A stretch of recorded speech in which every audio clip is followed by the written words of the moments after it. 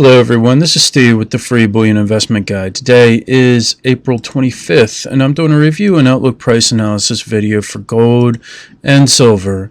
In last week's video I left you with these little bull flags that were showing up in silver's price chart as well as gold. We're in the daily chart and they were confirmed to the upside, as you can see in gold and silver. It also, in the daily chart, in the 4-hour chart, you can tell that, it confirmed it to the upside a little bit better.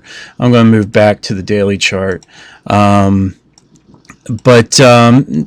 To some degree it did, and that's really what I expect out of silver and gold right now, is more up. It'll go up a little bit for several days and then we'll see some pullback, some profit taking, and then we'll continue to see some more buying into the market and then some profit taking. And I really don't expect to see silver at least start to really make its jump higher until we start getting back to work, and until industrial production starts to rise again, instead of continuously seeing charts of lower manufacturing and so on.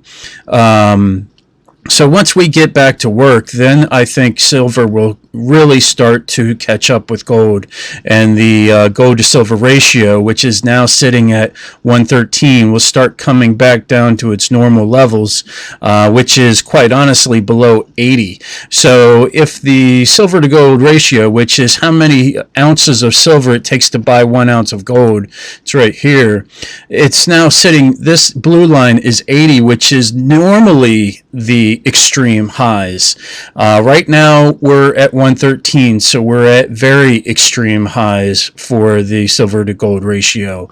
So for that for that ratio to come down to just the normal extreme, which I'll show you the normal extreme in the weekly price chart. So here we go. 80 is the normal extreme. It's only touched it a few times, 3 times in the last 20 years, and once in 2003, again in 2009, late 2008, and also again in 2016.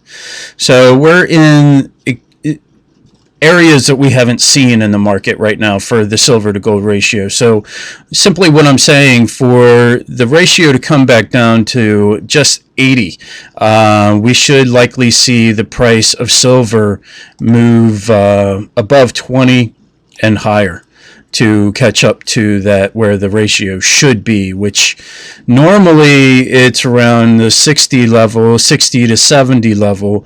That's the average, for it to get to those averages, we'll clearly be seeing prices well above 20 for the price of silver.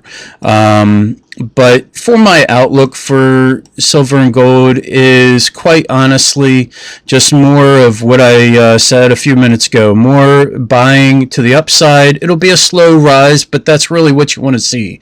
Anything drastic to the, like a skyrocket, or what you often hear some traders say is to the moon, we don't really want to see that, because when it goes to the moon it drops back down to earth fairly quickly as well. So we want to see the gradual climb in both silver and gold. That is a healthy market when we see that. So we see a climb and then we see a pullback of from profit taking and then more buying.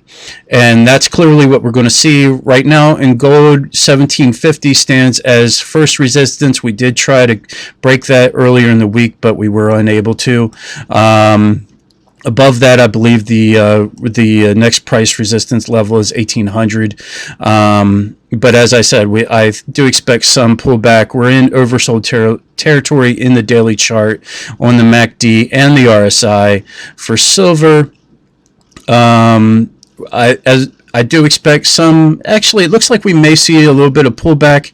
We're in the neutral zone right now on the MACD and in the RSI. We may see a little bit of pullback and then some rising in the price. I clearly expect us to break the 1555 level. It's not a very strong resistance level, and then come up to the 1650 level, which was support back in December of last year. So I really hope to be talking about the 1650 or above level this time next week with you.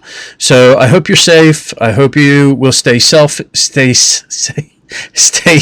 Excuse me. At the for the rest of this week and forever, to quite honest with you. And take care and God bless.